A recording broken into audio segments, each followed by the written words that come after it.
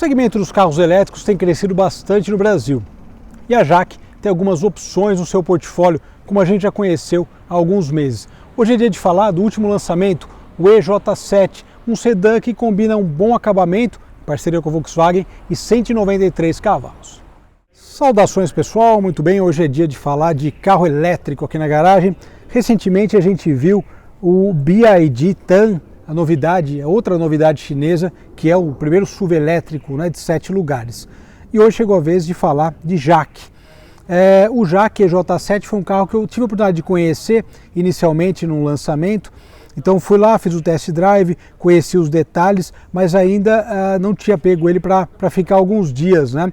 E foi justamente isso que eu fiz essa última semana e deu para viajar, fiz umas viagens com ele, fui até Campinas, voltei.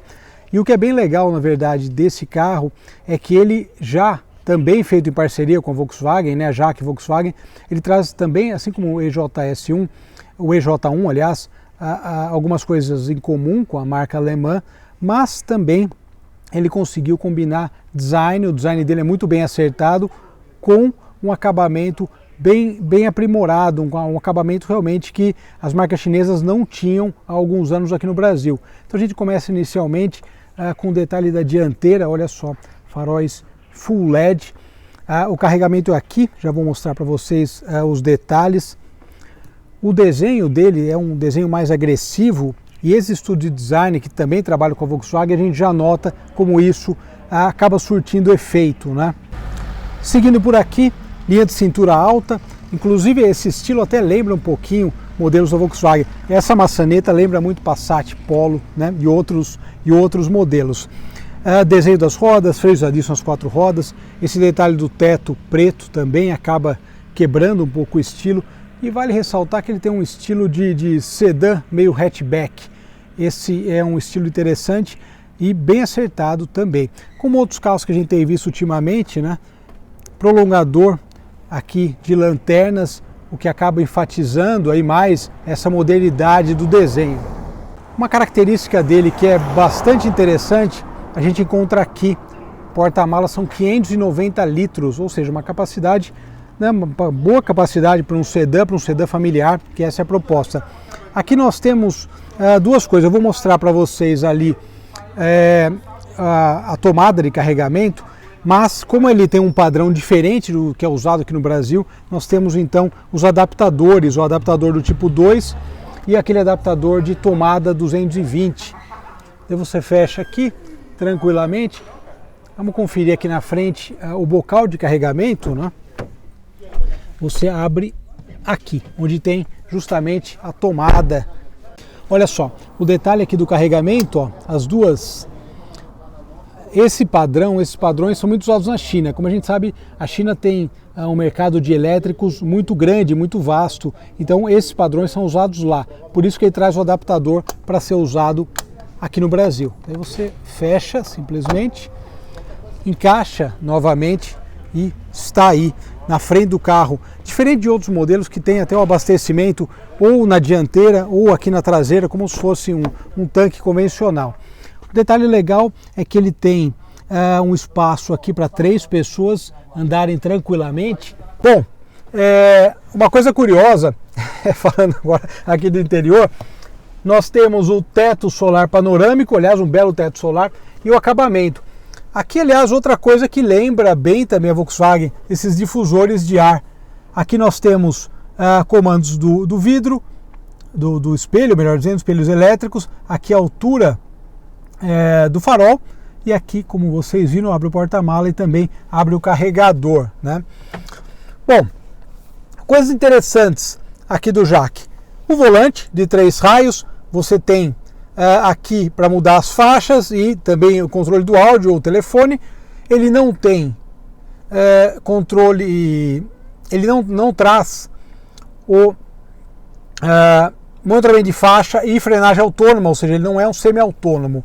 Aqui no painel a gente tem algumas opções, a gente muda por aqui, tá vendo? Você põe aqui e vai mudando, condução, informação motorista, multimídia, aqui o menu geral sem falhas, né? Então ele vai te mostrando as opções. Aqui repor condições informações de condução, alarme de velocidade, limitado de 150, volume, língua, né? Esse carro já está climatizado aqui no Brasil. E aqui, por exemplo, nós temos uma outra opção, condução de informação, ele te dá o que está sendo usado, o que está sendo reaproveitado de energia, capacidade da bateria, e aqui, ó, o quanto temos de bateria, e aqui o quanto ainda nós temos de autonomia, 172 km, eles analisam um outro padrão, tem 402 km, mas uma grande sacada desse carro é o tamanho da bateria, que é bem acertado. Aqui, multimídia de 13 polegadas, o telefone está desconectado aqui agora, mas nós temos a conexão do Apple CarPlay ou Android Auto, né? E daí você faz a conexão por aqui, da música de Bluetooth, enfim. Está bem colocada essa tela, eu gostei, eu acho que ficou uma boa ideia, foi bem acertado aí. Aqui nós temos o câmbio, parking, ré, neutral drive, as opções gerais, auto hold, freio de mão, controle de tração e também o pisca-alerta. Olha o detalhe aqui da costura, ele é um carro bem acabado, tem uns detalhes legais, gostei. E dirigindo, a gente está na estrada, não vai dar para notar isso, mas por conta dos 193 cavalos e a tração dianteira, ele é bem arisco de dianteiro. Se acelera numa curva, ele sai cantando pneu e o controle de tração não dá conta. Vamos conferir agora as impressões ao volante. Aqui na frente, o conjunto elétrico, né, o motor elétrico, que traz aí 193 cavalos. Muito bem, pessoal. Outro elétrico aqui na garagem. É um segmento interessante que tem crescido bastante.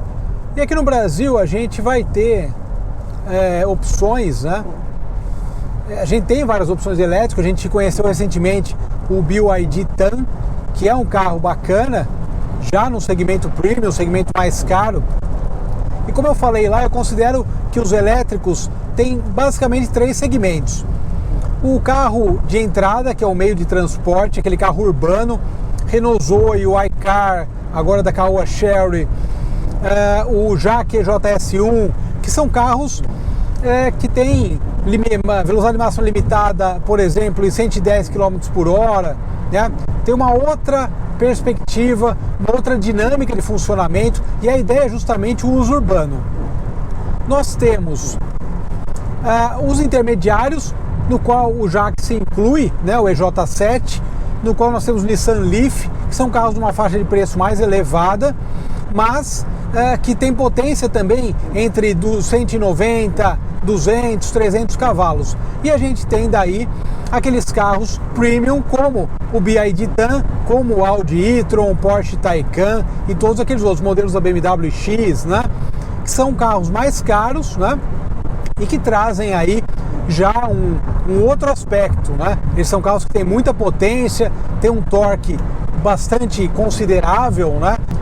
E são carros aí que já tem um desempenho até bem superior a esse mesmo. Esse carro é bem acertado para andar, mas logicamente, né, se você pegar, comparar ele, né, com o BYD que a gente estava antes, você vai ver que tem logicamente diferenças e ele é um carro de um outro segmento, mesmo tendo um bom desempenho.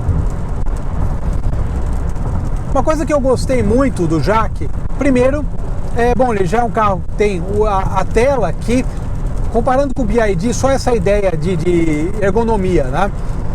Então a tela dele já está aqui bem posicionada no centro do painel, dá para ligar o seu aplicativo, é muito prático, né? Bem eficiente, funciona muito bem. Uma outra questão também, e daí dá para ver que ele é um Volkswagen, né? A Volkswagen está investindo bastante nesse segmento, juntamente com a Jaque. Os difusores de ar, né, são Volkswagen, as maçanetas de porta, é interessante você ver essas similaridades. E uma outra coisa que eu gostei desse carro é o tamanho da bateria. Ele tem uma bateria fina, né, um conjunto de baterias mais finos, e são baterias menores, então ela tem uma capacidade menor. Mesmo assim, nós temos aí por volta de 400 km de autonomia, dá um pouco menos na prática, mas se você for ver, e quando você começa a andar em carro elétrico, você passa a valorizar muito o tamanho de bateria, porque, por exemplo, o BYD, nós temos uma bateria de 86 kW. Aqui a bateria de 50, ou seja, o carregamento é muito mais rápido aqui do que lá.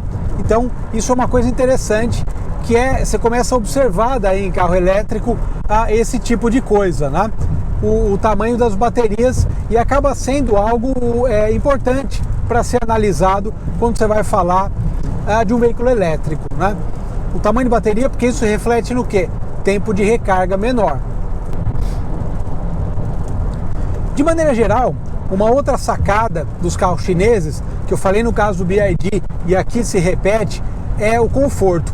Eles são carros que têm um bom acerto de suspensão voltado para o conforto, né? Assim como no caso da TAN, tração integral, mais de 500 cavalos, ela tem chão, mas tem as suas limitações, porque é um carro voltado para o conforto. O EJ7 também.